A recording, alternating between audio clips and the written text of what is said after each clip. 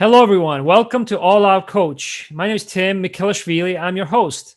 All Out Coach is our critical forum of discussion in which we translate many of those abstract concepts that seem to be far from us, and we make them more approachable through exact sciences. Today, I have a special guest who's going to talk to us about how to make better health decisions.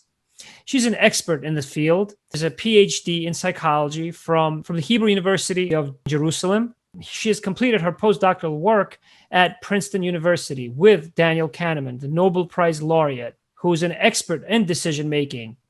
She's a visiting researcher at Cambridge University and currently a professor at the Ono Academic College. She's also previously taught at Wharton. And so she has a new book called Your Life Depends on It: What You Can Do to Make Better Choices About Your Health. She has been published in over 60 different publications in academic peer-reviewed journals. She's advised a number of pharmaceutical companies that are very well known globally, such as Pfizer, Bristol-Myers Squibb, Abbvie, and a host of others as well. She's helped them on patient outreach, on sales training, physician advisory boards, just to name a few. She's also helped advise some technology giants such as NantMobile, Healarium, Glucome as well. And so she offers a wealth of experience on decision-making, on making medical information approachable and more meaningful, and also potentially life-saving for many of us. So Talya, with that introduction, I'd like to welcome you to All Out Coach. Thank you so much, Tim. Wow, what an introduction. I appreciate it. It's really wonderful. I'm very, very thorough. I'm humbled. Thank you. Sure. It was my pleasure. And I feel that I was honored to have connected with you over LinkedIn and reading about all of your accomplishments and just your work with Dr. Daniel Kahneman, whom I had reviewed actually 2 weeks before on my weekly lives that I had done on critical thinking.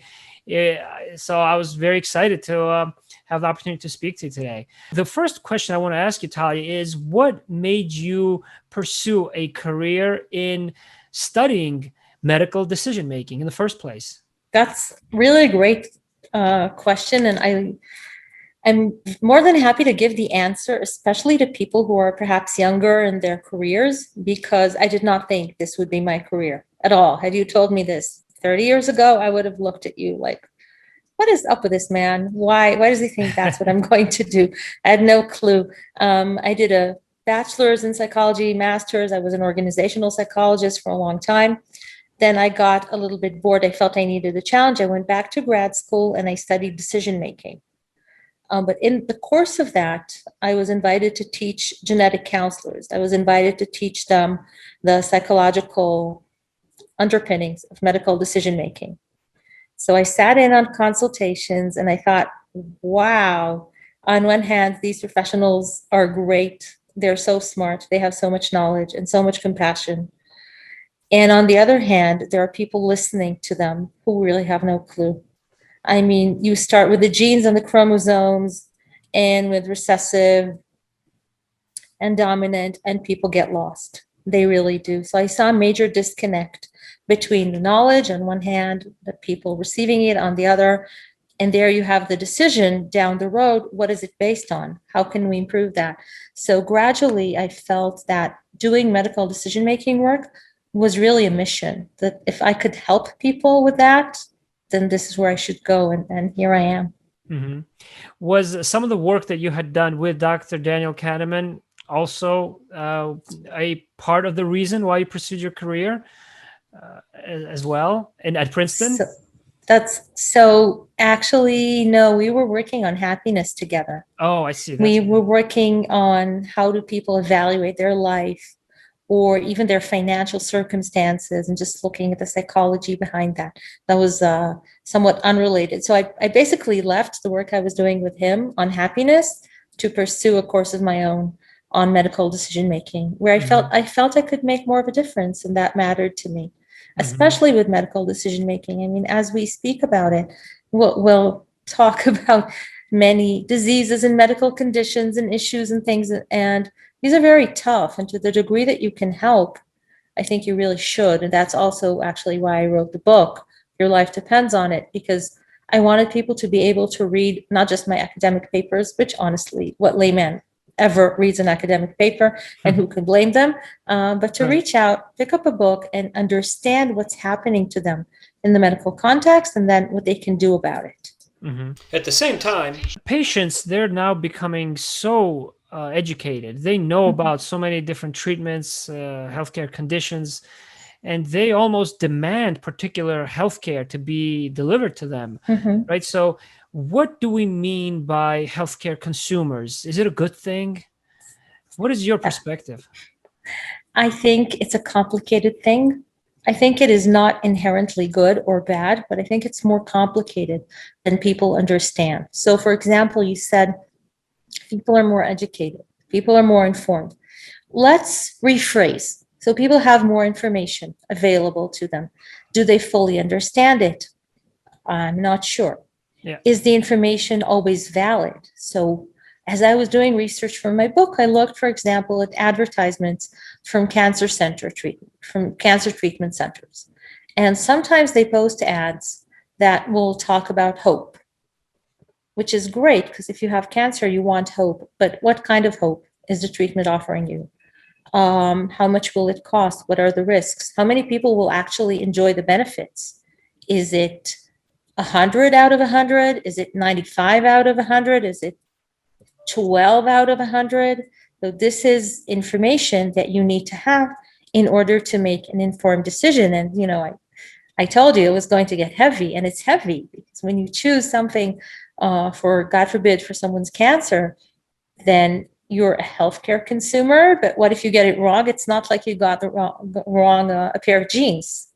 So being a healthcare consumer is a bit of a hit or miss there. Now, there's something else you said, and you said it tentatively. You said maybe patients now demand treatment.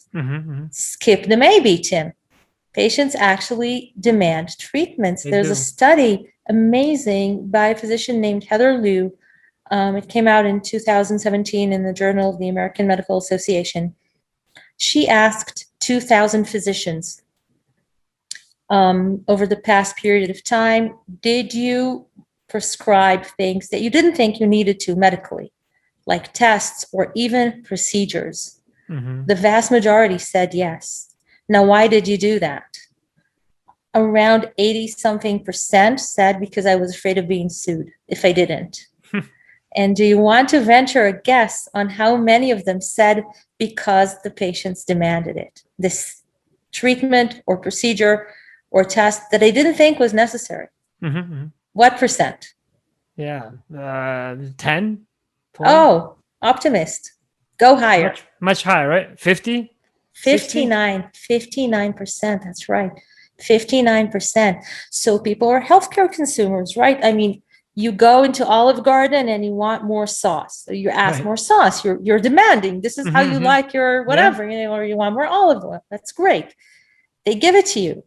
You go into the doctor's office and you want more testing, and they give it to you. Wait a minute.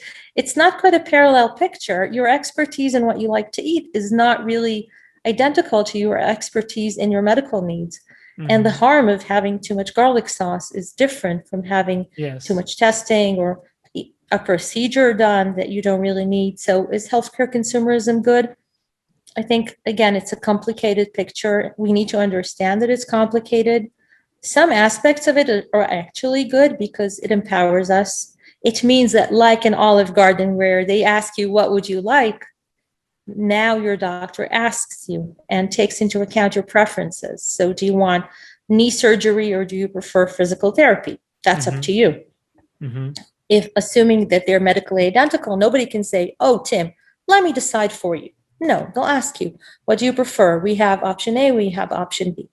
But in order to be a good healthcare consumer, you need to know what each of them entails. And if all they tell you about an option is, oh, there's great hope with this option, you won't be making an informed choice. That's too bad.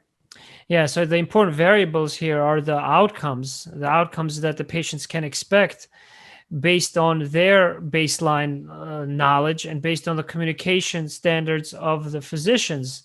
Are they really speaking in the same language that their patients can understand? And that has a lot of consequences on the outcomes, which are not, as you mentioned, something that's trivial, right? Like jeans or other kinds of products that people consume and buy. So are there differences among differences among characteristics of the patients who are able to make better decisions versus others? Or physicians, what are some of the variables that then can predict the better outcomes, patient outcomes, based on your research? So one variable that can predict better outcomes is comprehension. When we understand why we're taking a pill, then we will take the pill. Yeah. If someone understands why they're taking statin, even though it doesn't do anything, I mean, what does it mean? It doesn't do anything. You don't feel the effect. Okay. That's kind of okay, because it means it's preventing problem. If someone is taking medication for atrial fibrillation and they understand that the goal of this medication is not to be felt, because atrial fibrillation is asymptomatic, but to prevent stroke. Okay, it's preventing stroke. They're more likely to persist. So comprehension breeds adherence, and that is good, because adherence leads to better health outcomes. So what would get in the way of comprehension? One variable that's really out there significantly is health literacy. It's people's ability to understand, to read, to deal with medical information. And it's even more complicated than that. Health literacy is actually fascinating because it also includes the ability to ask, to just ask a question, to probe, to seek more information, to ask your doctor, wait, doctor, you said it was this, but what is it? What exactly do you mean by that? Can you tell me? Can you explain? That is also health literacy. So some people, around 90 million, actually, people in the US are described as having low health literacy, like the level of a sixth grader. And you know what? They can get sick. Yeah. You and I are very educated people. It doesn't matter. Nobody asks us, are you educated? Okay, now you have permission to be sick. Everyone can be sick. So that's a major component out there. Of course, it corresponds or it connects to the readability level of texts. And if you go on Wikipedia, and I did that exercise for the book, I was looking for various things, various issues like resuscitation and things about anesthesia and whatever, boob jobs. I was looking for, even because I thought, if someone wants to read about it, what sort of information is there? And when I checked, I did this exercise where I checked the readability level of the texts. They were at college level. But to be resuscitated, you don't need to have gone to college. So we talked about comprehension, adherence, health literacy, and readability level. But I want to point out to something else, and that's the reality of life. And I learned it, I think it was 2007, I spoke at a national conference of genetic counselors, and I gave them an exercise. I was very cruel. I gave them an exercise in probabilities that they deal with day in, day out, but I made up all sorts of probabilities about horses and things that's completely made up and stuff they'd never seen before. And they got mixed up. They're very educated and they know probabilities, but they got mixed up. I stumped them. So this means that when the context is new to you, as oftentimes medical context is new to us, you don't really understand. Their job is to understand probabilities, and they weren't doing a great job. So I'm not saying that to shame them. I'm saying that, and I did the exercise to show that this is hard. This is for real difficult. Now let's put on another layer of difficult, and that is you're not sitting in Kansas City at the National Conference of Genetic Counselors. Right. You're sitting in a doctor's office, and they tell you, Mr. Z, you have blah, blah, blah. And, once you hear blah, blah, blah, if blah, blah, blah isn't good, and it's most likely not good, you're scared. You probably got there because you were scared in the first place. Maybe you're in pain. There's a lot of uncertainty. What do you think that does to our cognitive level? It does not improve it. So those same genetic counselors said, listen, when people come, we don't even ask about their education. We talk to them at a 5th grade level because we know that when they're worried about hereditary cancer, about prenatal testing, they're scared. So we're looking at someone that technically, theoretically is educated and has high health literacy and has all the capabilities in the world, but in practice, they are 10 years old and they need their mom to hold their hands. And we're not saying that in a belittling way. We're just saying this is the reality that we have to acknowledge that. If we want to have a discussion with them, and we started with healthcare consumers and making informed choice, and it needs to be based on information that we actually understand. Yeah. I have a particular appreciation of continuing to be a healthcare professional, throughout my career. Even though I've worked for 17 years in the pharmaceutical industry, I've never forgotten the fact that I'm a healthcare professional who received training in pharmacy. Right. And in pharmacy, we have a particular appreciation also of we understand the value of medications and knowing about medications and adherence. Once you're prescribed medication, only a third of patients actually adhere to them. And we are all patients at one time or another, whether or not we are healthcare professionals. And we know that it's not easy to understand what the medication is for, first of all, how it works on your body, and then to actually adhere to that treatment regimen, right? And so there's a high variability among different healthcare professionals in terms of how much pharmacology training they undergo.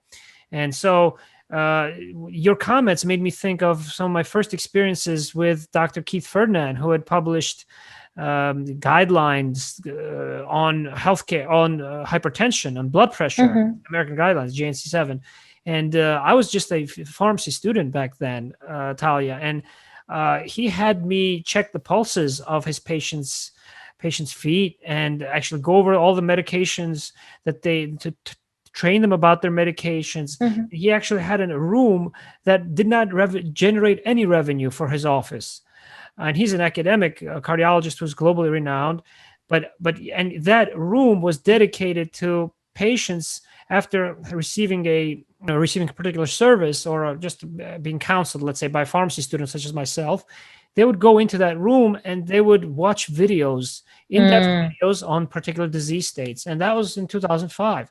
That was when I was actually starting out my career in the pharmaceutical industry, because my big driver for why I wanted to work in pharmaceutical industry was because I wanted to change some of the trends that I had seen at the time of like medications being recalled after they were approved by the FDA due to safety issues that came to light after approval, post phase 4 studies and so forth, so on. So for me, while for many other people it may be a topic that may be boring or not as interesting, I understood how people's life depends on the drugs they take and the care they receive. So that's why your comments in your book, which you've actually dedicated to healthcare decisions, is so interesting and so timely today as well, because I think a lot of the patients, their healthcare literacy, when it's lower than others, when it's compounded by the fact that they may not even get access to care in the first place, and their care may be discontinuous as they move from one physician to another or from one hospital to another, despite all that healthcare technology, then that even adds to the problem, right? What research have you seen, or what do you think, what are the implications of people changing different physicians and healthcare institutions, and how they can make decisions when they go through from one system to another, let's say? I am so glad you brought this up. So I'll start with a technical level. That's the least interesting, but it's still there. So since there's oftentimes no overlap between healthcare delivery systems, then your information is lost. And that's, if you're a patient, if you're if you're listening to this and you're a 23-year-old, you could say, oh, who cares? My information was lost. I didn't do anything interesting last year. Well, good for you. I'm very happy for you. Worst case scenario, maybe you had a flu shot. But if you are older and have comorbidities, it's really important to track you over time. So that is an issue. And actually, it's an issue that as a patient, you cannot overcome.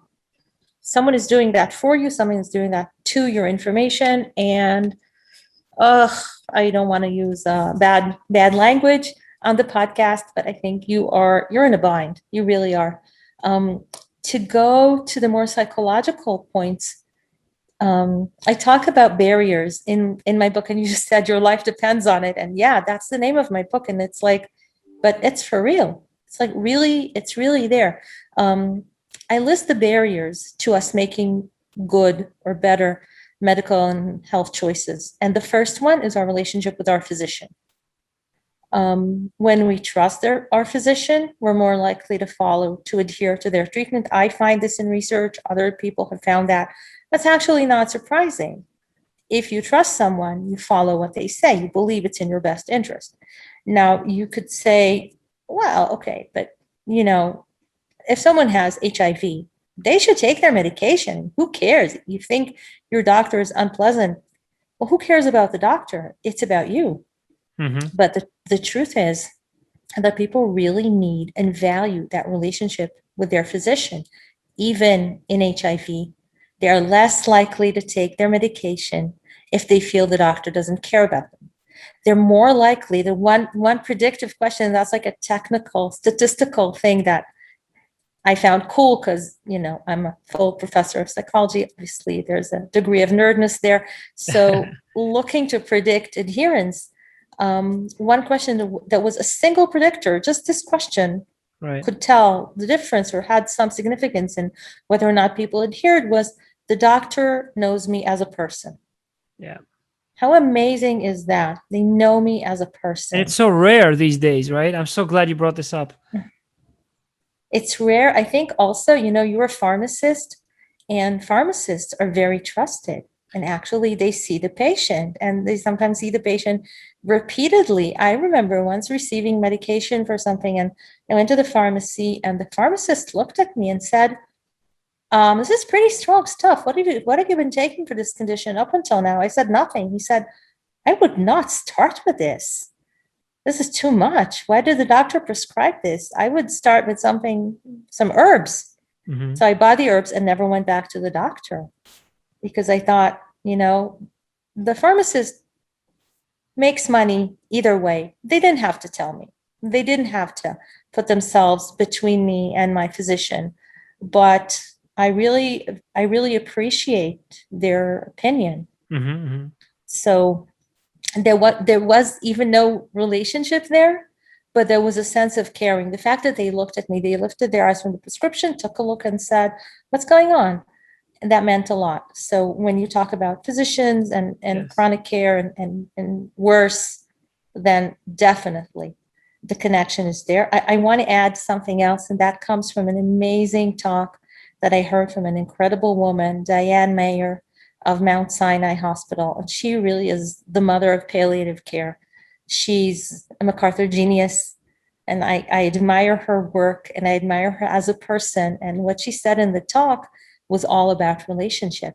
She spoke about a woman's doctor. The woman was dying of cancer. She had moved to a hospice or home hospice, and she said, my oncologist never came to visit me. So the oncologist felt he had failed her. The woman didn't expect him to save her life. She understood that sometimes you get sick and sometimes you die. And it doesn't mean you failed or your doctor failed. But she said, I just wanted to say thank you to my physician. I just wanted to say thank you and goodbye. Mm-hmm. And that meant so much to her. So being in a relationship, in a professional relationship with one's patients, doesn't mean that you can do everything for them, because you can't, because you're human. You can be the best doctor in the world, but you will still lose some patients. Yeah. But showing them that you care is enormous, and it's incredibly appreciated. Oh yeah, I'm just thinking back to how some of the best doctors that I've had the pleasure of learning from, throughout my career in the pharmaceutical industry. And even the first publication that I authored, which was a multidisciplinary team effort. I was a pharmacist early in my career at Sanofi. I got a team together with physicians and nurses to review errors, medication errors, and their sequela. And inadequate patient profile reviews, inadequate disease management, knowledge deficits came up as some of the top root causes. We read the case studies, and they were just so revealing and so vivid, and they were critical too. So your comments regarding that patient-doctor relationship, in which there's a lot of the decisions are critical, and they're defining moments in the care of those patients, right? And even in the routine, I think I hear many patients complain that, look, the doctor really didn't even have his chair turned towards me. I've heard these as well, where they were just on the computer. They never really even touched me to give me a physical exam or something like that. They only see me once a year. Like, I've heard those as well, right? And I'm not surprised. Of course you have. Yeah. And the thing is, people, if you think about it, the word care, right? Care, to care for someone. How do I care about you now when I'm looking away? Right. I'm not making eye contact. What is this? Are we still in a conversation? It's like, oh yeah, I'm not, do you still exist? I don't know. What sort of a thing is that? And if I may, sure. I did a study. I was intrigued by thank you letters to physicians. Mm-hmm. I saw many of them on physician walls, on office walls, and I decided to analyze. I went online and I looked at thank you letters that people had sent to medical centers. And I saw, it may not surprise you, but I wanted to do it methodically. I saw that out of 100 letters, most people, like about 73%, mentioned either medical or both, the medical aspect and the personality aspect. So having a good personality, whatever that means. I mean, personable, I guess, approachable, and demeanor, that was as meaningful as the medical aspect. What the title of the paper comes from one of the letters, a phenomenal doctor and person. Mm-hmm. Okay, it's both. One of the writers was a husband of a patient, and he said, my wife hasn't quite fully recovered, but we're getting there. And I absolutely loved that, because it takes time for outcomes to happen, for good outcomes. I mean, healing is a process. We know that. And he wasn't just saying, okay, give me the money. I want my wife to be in ship shape. He said, I can see that she's getting there. And the doctor made every effort to help her get there. Mm-hmm. I also want to say something about every effort. That's crucial. And I want to say that to every healthcare professional out there that's listening. I did a study on deliveries, on births, and specifically on unplanned cesarean delivery. They are not fun. Like, nobody wants those. Yeah. They're just, you don't want to be there, but you are, and you have to. We used a very elaborate scale to measure the degree to which the patient was involved in decision-making. We didn't find anything, because I'm guessing it just didn't happen because there was no time to engage in full-on shared decision-making. But we added 2 questions. Every effort was made to include me in the decision-making process. Mm-hmm. And, when you say every effort, it's like, women understand it's an emergency situation. You have maybe 90 seconds from, ma'am, we have to do this, to you're in the OR. But if you say, look, I'm really sorry, I know this isn't what you had in mind, but this is what's happening with the baby. We would like to deliver him or her now with surgery, cesarean. Is that okay with you? Now, how long did it take me to say that? Right. And it's also exactly. free. And it's also free. It doesn't cost anything. I love that. Yes, it's for free, people. And women completely appreciated that. So every effort was made to include me in the decision-making process. And every effort was made to support me emotionally. And by every effort, it can be, the doctor looked at me and smiled. They gently touched my arm. It's like they were there. They were connecting with me as a person. I think many times physicians are afraid of this. They think it will open a floodgate of whatever. Right. We're in a but litigious society, and yeah, right. yeah, but it doesn't. It Yeah. doesn't. I mean, people understand that there are constraints, but they do appreciate the little that you give them is perceived as so much. Yeah. Talya, you mentioned, you previewed for us your book, but can you give us a little bit more? I'm curious. We're all curious. What is the book about, and who should read it? Okay, everyone should read it, and I'll tell you why. I thought that it would be for people who are patients, who are experiencing, just basically everybody, because we all have something medical going on. We all have a health decision.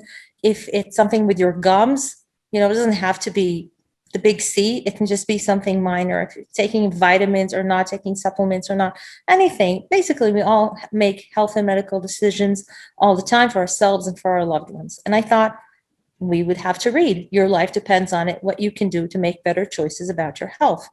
But as I was writing it, I was explaining to readers and to myself, because I was learning a lot in the process, how we became healthcare consumers, how we became to be the ones who are in charge of making choices. What is difficult for us? How do we mess it up? For starters, and I'm not even going to go through the numbers because you have an education in pharmacy, and it's just going to make you so sad. Although you know the numbers with opiates and even with non-adherence and mistakes people make. And then I speak about things that make it difficult for us to make really good choices, like our relationship with our doctor, like our health literacy or the readability level of texts, like probabilities that, we never think about this thoroughly. When it's a 30% chance of cancer or dying, like, oh my God, but what does it mean? We don't know. And our doctors are not trained to explain us. So that is difficult. Making choices is difficult. And I talk about these things. I give tools for overcoming these barriers. I see. I was going to ask you that. Yeah. Whether or not there are any tips or specific tips in the book. There are many tips. Great. I'll give one. I'll give one when it comes to numbers. And I'd mentioned cancer treatment centers and the issue of hope. And it applies across the board. I mean, it even applies to, like, if someone's offering to give you a supplement to make your hair more beautiful. Okay, let's not just talk about depressing things. How many people out of 100 will it help? That's a good question. Maybe the answer is, I don't know. Maybe the answer is everyone. Maybe the answer is 2. So once you have this information, you're better equipped to gauge what is being offered to you. And it's fine to ask. It's even our responsibility to ask, because it's our body. Something else that I devised is, and I'm very proud of it. It's very simple, and I'm actually really loving the word simple, because guess what? Simple is good. It's easy to remember. It doesn't fail you when you're being incredibly overwhelmed. So I call it ask about what matters. So when offered something like a treatment, a procedure, ask about what matters. So start with, what are the risks? And why would you start with the risks? Because you want to know them. Don't start with the benefits. The risks are, whoa, oh my God, these are really major risks. What are the benefits? And then you learn about them. And the third question is a trick question. It's, what are the alternatives? That's really important, because I started out with our relationship with our doctor. And we don't want to hurt our doctor. We don't want to undermine their authority. We don't want to aggravate them. We don't want to seem like we're questioning them or doubting them. But we should ask. We should ask, right? Because if I mentioned knee surgery, what if you're freaked out of surgery and that's what your doctor is offering, or any kind of stenting or anything? And you're like, okay, well, that's what the doctor says, so I should do it. But if you ask, what are the alternatives? Maybe they'll say, watchful waiting. Oh, what? Watchful waiting? Really? I like that. Or I don't like that. That's fine. But now you know. Or physical therapy. You're like, yeah, forget it. I have no discipline. Better do surgery. Or yes, I'm an athlete. I would love to do physical therapy. So if you ask about the alternative, again, so what are the risks? What are the benefits? What are the alternatives? Simple, right? And incredibly helpful. when you're inundated with information, you Not ask everyone these even three- asks about those alternatives, right? Based on their educational level and background, right? Among patients. and yeah, and I said health literacy is also about Yeah. asking questions. So Mhm. let's be trained in asking questions, and let's feel we have the permission to Yeah. ask questions. I mean, it's a funny word, right? We're not kids. We can ask whatever we want. But Right. still, in this context, someone has to tell us, yeah, it's okay. Of course it's Yeah. okay. It's actually your obligation to ask. Mhm. So go ahead. Yeah. And whether or not we are healthcare professionals, we're all healthcare consumers, as you put it. I think we spoke quite a lot extensively about the patient specific factors Mhm. In decision making. Well, and we've cited some research as well, right? So I know there's research that shows that the longer that physicians or healthcare providers are in practice, the lower the quality of care it is that they deliver, because they often start to adapt new biases. They're set in their ways, the way they want to treat, and they may not know some alternatives, or they may not inform the patients of some alternatives. So I want to ask you for any takeaways you have for patients, doctors, and healthcare systems. For you, any final takeaways that you have for how to make better health decisions, Talya? Great. So for patients, and that's my go-to, right? That's where I started off. Yes. I think asking about probabilities of things working or not is crucial. Just relying on hope or fear, it won't do. I mean, it's understandable. Of course it is, but it's not a really good way to choose what is being done to you. And also to ask about risks, benefits, and alternatives. And there's a huge chapter I wrote on end of life conversations. That's for another podcast, but it's something that needs to be considered. Yeah. For doctors, and I'm going to say something for doctors that is actually also applies to patients. What we experience, we being doctors or we being patients, feels very, very personal. It's personal. If my doctor is looking away from me, that's personal. Why Yeah. are they looking at me? If my doctor then feels that there's no connection, he or she have no connection with their patients, it's something that they feel. It's very personal to them. But the truth is that these are things that are determined by the healthcare system. So what you're experiencing is not only on you. You're bearing the brunt, but it's not only on you. I would suggest to physicians actually to learn from the doctor that you'd mentioned. They had the room with the videos. Yeah. Dr. You're Keith saying, Fernand. Yeah, I've actually amazing. interviewed him on this podcast as well. He was my first interview. Wow. I'm so glad you told me about him. So I think if you think in terms of maybe a clinic or a healthcare system, this room does bring you money. And I'll tell you how. It improves patient outcomes because they now understand what you're talking about. It reduces the risk of lawsuits because 80% of lawsuits have a component of the doctor didn't explain. And it increases satisfaction. So it does, in many ways, improve the outcomes for healthcare systems. And there are many takeaways for healthcare systems, but also what I love about what I found is that when you are being good to patients and to physicians, you're not just doing this to be good, you're actually taking care of your own ROI, of your own ratings, of your own patient satisfaction. So don't think about it as a burden that you need to carry. Think about this as an amazing opportunity to improve your delivery system and your own outcomes as a healthcare system. Thank you, Talya. I'm fascinated by how you're inspired by expressing these abstract concepts such as decision making in terms that people can actually utilize and apply in their practice, in their clinic, in their hospital, in their life as well. So I thank you very much for a lot of great lessons to help us better make health decisions and help us critically think about how we are creating the environment and how we're creating the resources and generating the the education and the research, and for all of us healthcare consumers. Thank you so much. How can people get in touch with you if they're a pharmaceutical company, if they're an innovative company, they want to improve their decision making in medicine and healthcare and patient communities outreach? How would you like them to reach out to you?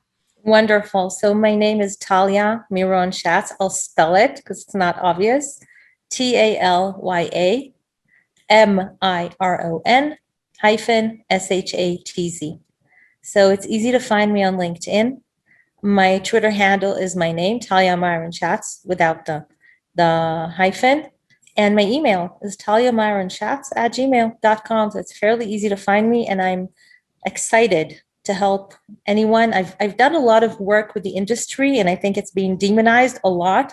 And whenever I worked with the healthcare industry or the pharmaceutical industry, I found good people, caring people, smart people doing good, responsible work that helps people. Because guess what? If there was no pharmaceutical industry, we would not have medication. And what sort of life would that be when we need it?